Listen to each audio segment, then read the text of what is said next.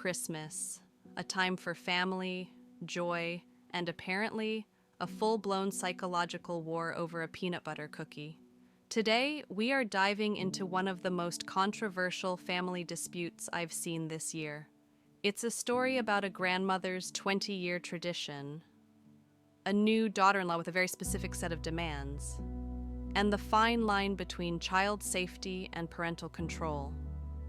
Imagine spending weeks in your kitchen, the smell of flour and sugar everywhere, preparing 15 different types of cookies. This isn't just dessert, it's a cookie table, a tradition steeped in heritage. But this year the tradition hit a brick wall, a wall named Allergy politics. Is it possible to be a jerk for serving a specific food in your own house? Or is this a case of a new family member trying to assert dominance under the guise of medical concern? We're going to break down the post, the suspicious edits, and the heated comments that followed.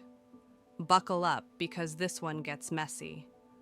Our narrator is a grandmother who loves to host. She's the heart of the family Christmas Eve. Her son recently married a woman with 2 children from a previous relationship, ages 8 and 10. Now, these kids have a peanut allergy. But here's the thing. Not all allergies are created equal. The author is very clear. This is not an airborne allergy. The kids won't have a reaction just by being in the same room as a peanut. They only react if they eat it. Their reaction? A rash and some swelling. It's uncomfortable, yes, but according to the mom's own history, it's never been a life-threatening, throat-closing emergency. The grandmother, being a logical person, came up with a massive safety plan.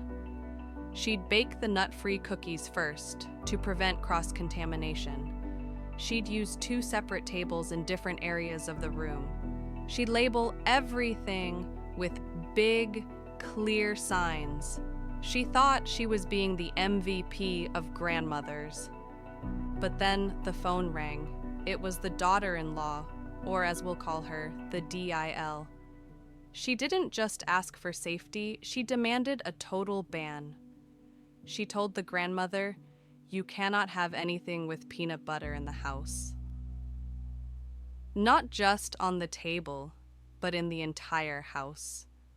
When the grandmother said no, explaining that she'd already baked the cookies and that other guests were expecting them, the DIL went nuclear. She called the grandmother a dick. She accused her of tempting the children. Think about that for a second. We're talking about an 8-year-old and a 10-year-old. At that age, most kids with allergies are basically mini experts on what they can eat. But the DIL insists they are essentially helpless against the lure of a cookie. Let's look at the evidence that came out in the edits, because this is where the DIL's story starts to crumble. First, the school. These kids attend a school that allows nuts. They are surrounded by peanut butter sandwiches every single day in a chaotic cafeteria. If they can survive a school lunchroom, why can't they survive a labeled table at grandma's house? Second, the restaurant factor. The author points out that they've gone to many restaurants together that serve peanuts. The DIL never made a scene there. She never demanded the restaurant stop serving peanuts to other tables. So why is she doing it now, specifically to her mother-in-law? This suggests that this isn't about the peanuts at all. In the world of family psychology, we call this boundary testing. The DIL is a new addition to the family. By demanding the grandmother change a 20-year tradition, she is testing how much power she has. She's essentially asking, who is the real boss of this family? The woman who makes the cookies, or the woman who controls the grandkids? It's a classic power play, and the grandmother refused to lose. One segment of users, mostly parents of children with severe allergies, were actually on the grandmother's side. One user wrote, My son is anaphylactic to dairy. We go to parties with pizza and cake all the time. I bring him his own treat, and I teach him to say, "No, thank you." That is my job as a parent, not the host's job to police the menu. But then you have the other side. Some people argued that family is more important than food. They said, why can't you just skip the peanut butter for 1 year to make the new family members feel safe and welcome? But is that fair? If the grandmother gives in now, what's next? Does she have to change her decor?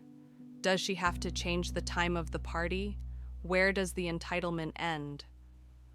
The DIL calling the grandmother a dick over a safety-managed cookie table seems to show a lack of respect that goes far beyond a peanut allergy.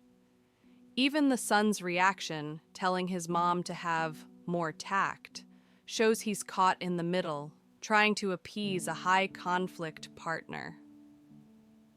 So, let's wrap this up.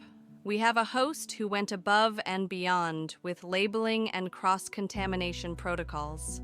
We have kids who are old enough to know better, and we have a mother who is using a medical condition as a weapon for family dominance. In my opinion, the grandmother is NTA, not the jerk. You can't set someone else's house on fire because you don't like the way they cook. If the DIL is that worried, she has 2 very simple options: stay home or watch her own children. But I want to hear from the Redditors in the comments. First question: at what age is a child responsible for knowing their own allergies? Is 8 years old too young? Second question: if you were the grandma, would you have canceled the cookies just to keep the peace? Or would you have stood your ground like she did? The holiday season is stressful enough without these kinds of power struggles. If you enjoyed this deep dive, make sure to hit the like button and subscribe.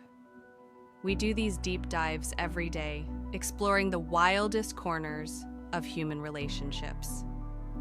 Thanks for hanging out with me for these 10 minutes. Stay safe, bake some cookies, with or without nuts, and I'll see you in the next story.